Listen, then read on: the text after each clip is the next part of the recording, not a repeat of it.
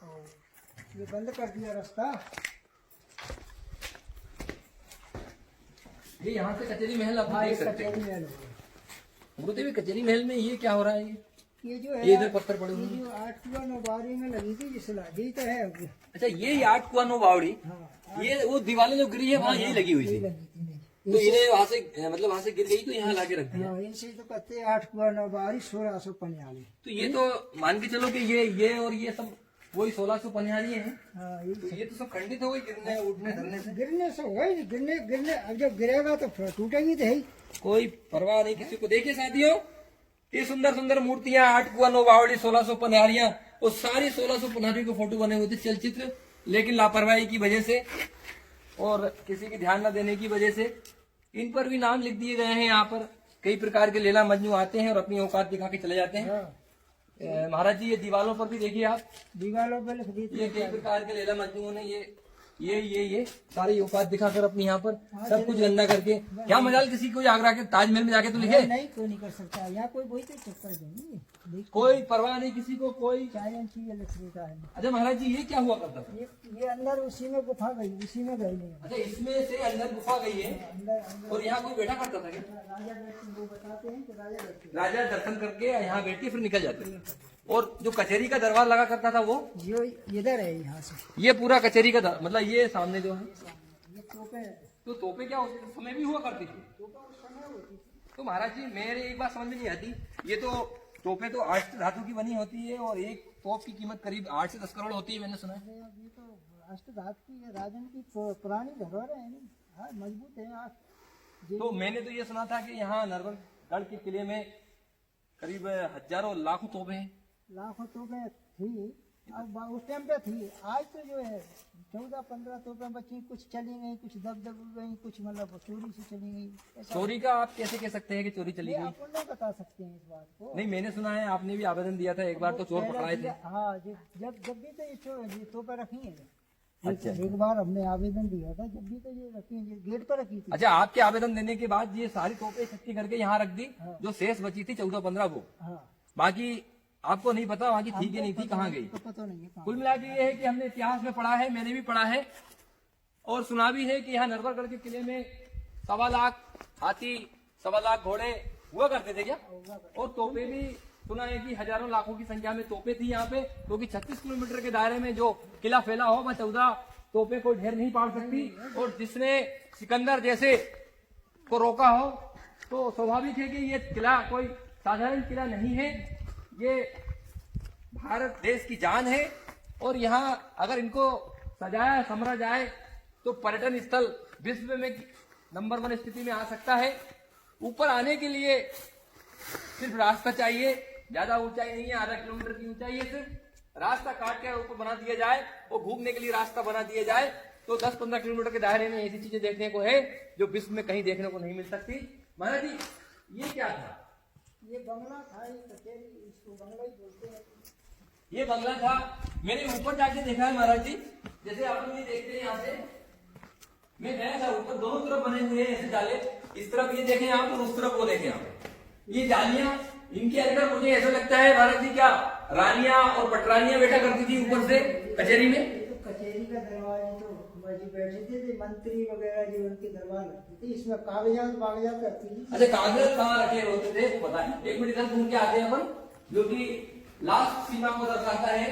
और यहाँ से आप नरवरगढ़ किले से जहाँ तक नजर जाए वहां तक देख सकते हैं।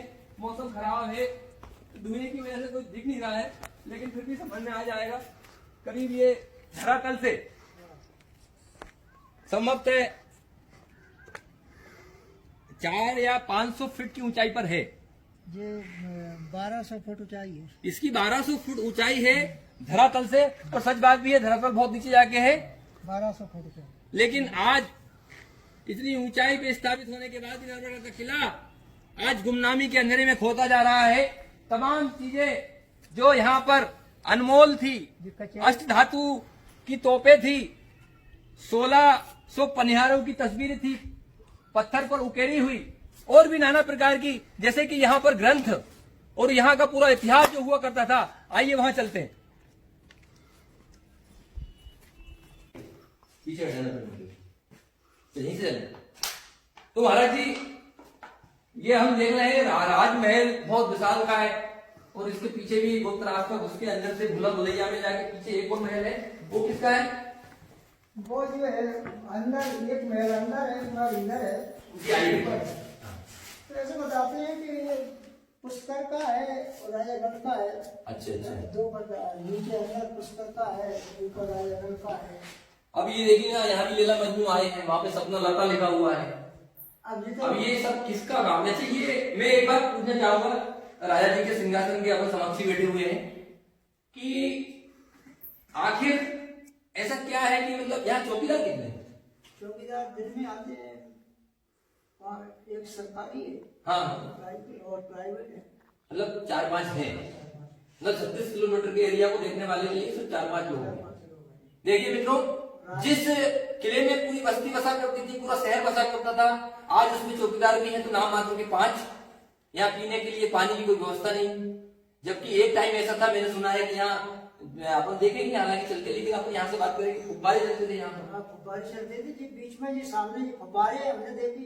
तो लाइट उस समय थी नहीं, पाइप उस समय थी नहीं, पानी कैसे आता था? मिट्टी के पाइप देखे। देखिए आप तंत्र मतलब वैज्ञानिक जो देखे अपन को दृष्टि से, एक समय में यहाँ भी सामने फव्वारे चला करते थे और आगे भी वो दिखाएंगे हम आपको। अच्छा, मैं ग्रंथों की बात करूंगा, जो भी यहाँ पर पुस्तक थी इस किले से जुड़ी हुई, वो कहाँ रखी हुई है? ये तो इस महल में जो है 5 जगह है, इसके अंदर।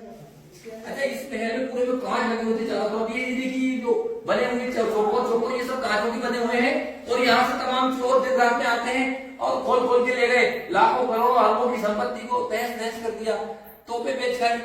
अब ये देखिए सारे कांच निकाल दिए, तमाम रंग बिरंगी कांच, पुराने जमाने के जो कांच लगे हुए थे।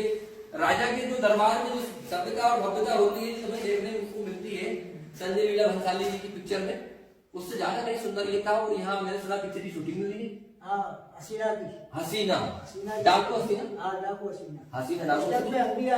अच्छा, आप भी हाँ, आपकी जन्मभूमि छोटे रहे होंगे। आप देखिए मित्रों, इतना विश्वविख्यात ये महल, पता नहीं किसकी कुदृष्टि पड़ी, वन विभाग की कह लो या राज्य सरकार की कह लो। 4 विभाग के आते हैं, एक राज्य सरकार के हाथ में, 4 विभाग के हाथ में होने के बाद भी ये हमारा किला हमारी पूर्वजों की धरोहर, और जिसका हम गुणगान कैसेटों में तो करते हैं, इधर उधर भी हम बोलते नहीं थकते कि हमारा नवरगढ़ का कितना महान है, पर हमने इसको संभालने के लिए कुछ उपाय नहीं किए, कुछ जतन नहीं किया।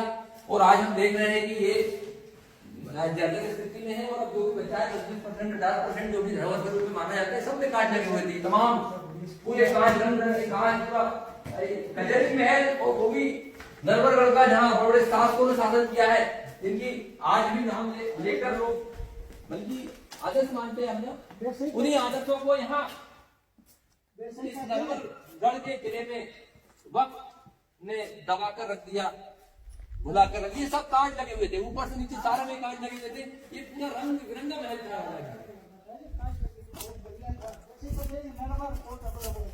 नरवर कोट अपर बल गादी, लाखई घोड़ा लाखई हाथी। जय श्री राम। मैं जब यहाँ आया नरवरगढ़ के किले में, तो मैंने नीचे तलाश किया काफी के यहाँ पुस्तक मिल जाए, और फिर मैंने यहाँ भी पूछा ऊपर आके के पुस्तकें चाहिए मुझे कुछ पढ़ने के लिए, इसका इतिहास जानना है। तो यहाँ कोई ना पुस्तक है, ना ऊपर है ना नीचे। इस इतने बड़े भव्य किले में कोई पुस्तक नहीं है इसकी। नहीं मिलती है। क्यों नहीं मिलती? सब है नहीं है, व्यवस्था नहीं है। मैंने नीचे पूछा तो बोले इतिहास जल गया था। सबका पूरा इतिहास जले मिले, हमको हमने देखा कहीं। मुझे नहीं लगता कि इतिहास जल गया, मुझे ये लगता है घोर साजिश के तहत सारी बड़ी बड़ी चीजों को नष्ट कर दिया गया, बड़ी बड़ी तोपों को चोरी कर दी गई, पूरे इतिहास को जला दिया गया, इसको साजिश के तहत सब किया गया हो। खैर, मैं इन बातों में महंत जी को नहीं घसीटना चाहता, ये एक अलग चीज है, ये बात की चीज है। लेकिन हम सिर्फ इस चीज को तलाशने आए हैं कि आखिर बचा क्या है, हमने पाया क्या है और खोया क्या है। आइए देखते हैं।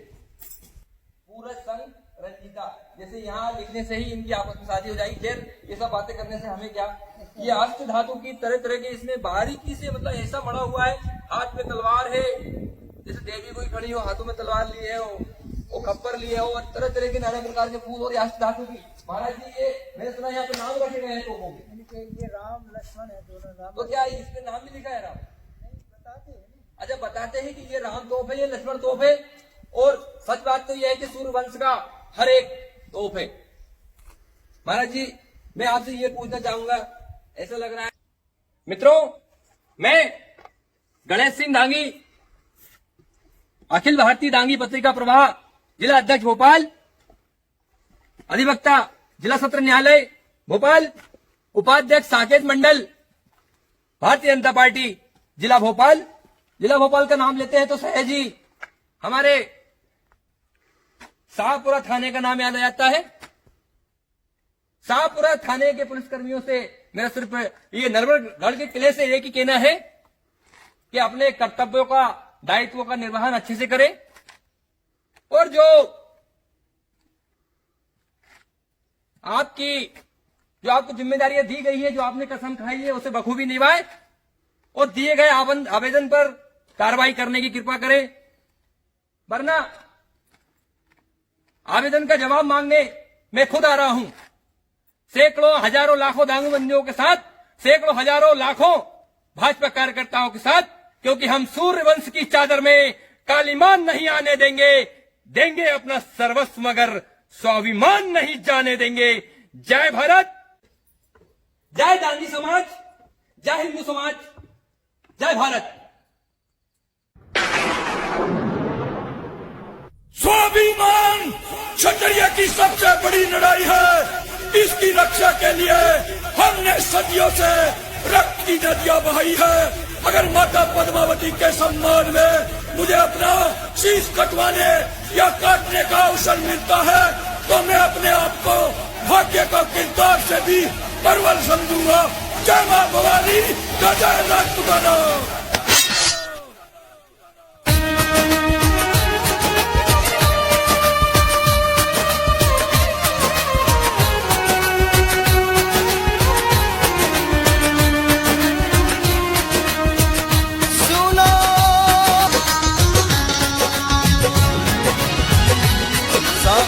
स्वाभिमान अमर हमारा, पद्मनी स्वाभिमान अमर तुम्हारा।